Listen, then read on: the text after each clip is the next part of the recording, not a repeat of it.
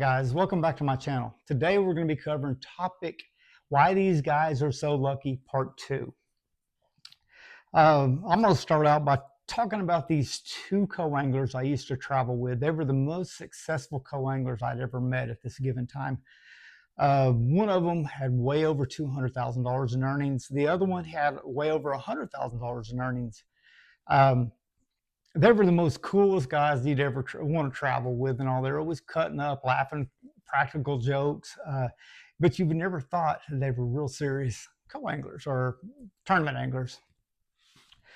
But the thing is, the techniques they used, it just baffled me because I was always trying to think outside the box, overthinking it. I would, when I'd pack to go to a tournament, I might have 6 stow boxes just full of tackle, bring it up, and I'd get to the hotel room or the house we were staying at.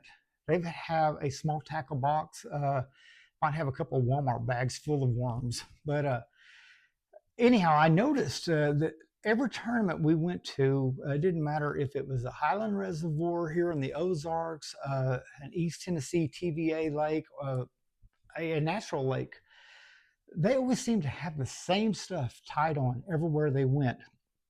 And, you know, I knew them enough that I knew they weren't lying to me. I got to see them take it out of the hotel room whenever they were meeting up with their day 1 or day 2 partner to go fishing.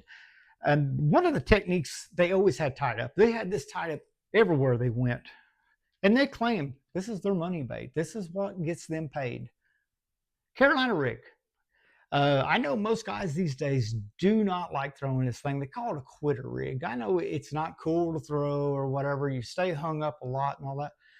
But these guys just told me, said, man, if you'll just tie this thing on and throw it everywhere you go and just drag it back to the boat, you'll run into fish. Consistency is the key to getting the points, getting the paycheck.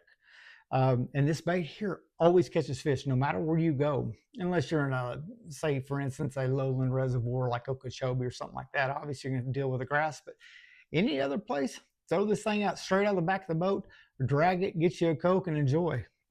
Okay, bait number 2. This comes to no surprise.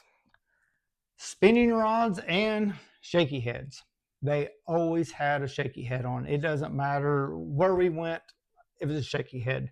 They didn't get too crazy with colors. They used watermelon red, or they used this green pumpkin. 3/16 head. 3/16 head is great for anywhere from 0 down to 20 foot of water. It's lead. It doesn't get hung up as bad as tungsten. And spinning rod. Third bait they always used, the old drop shot. And with the drop shot, they just pick it up and throw it around docks. They would throw it around rocks. They would just drop it off the side of the boat to get the fish that were underneath the boat for shade. The color of drop shot, I've noticed that they always use the same color. I think this is Aaron's, it's a robo worm. It's Aaron's Magic, Morning Dawn, something like that. But it's got the white belly on it. They used one color. They literally had just 2 bags of worms, of drop shot worms, in their Walmart bag. And it was this color. They didn't get too crazy. They didn't overthink it.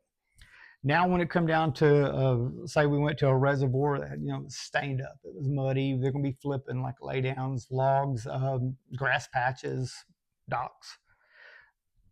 They had baby brush hog. So it didn't get too crazy in the color, just either green pumpkin or watermelon red, Magic, whatever it is. They always had it teamed up with a spot remover. It's 1/4 ounce.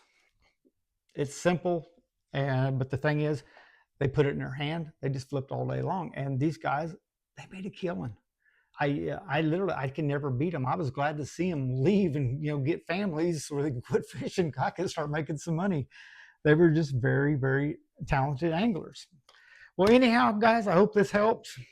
Check in next week, like and subscribe.